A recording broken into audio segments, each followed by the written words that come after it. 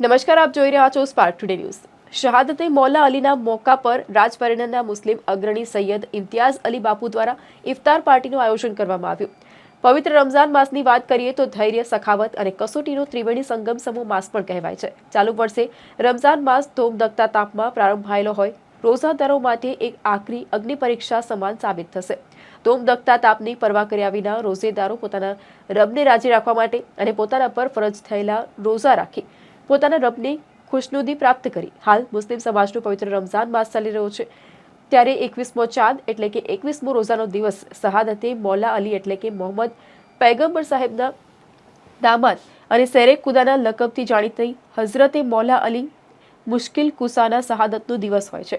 આ દિવસે શહાદતને મૌલા અલી તરીકે ઓળખાય છે, જેને લઈને દર વર્ષની જેમ આ વર્ષે પણ રાજપારડી ગામના મુસ્લિમ અગ્રણીઓ ઓલ ઇન્ડિયા મિનરલના માલિક સૈયદ ઇમ્તિયાઝ અલી બાપુ દ્વારા નુરાની હાઈસ્કૂલ ખાતે ઇફતાર પાર્ટી રાખવામાં આવી હતી। મોટી સંખ્યામાં રોઝેદારો હાજર રહ્યા હતા અને ઇફતારીનું એક સુંદર આયોજન કરવામાં આવ્યું હતું।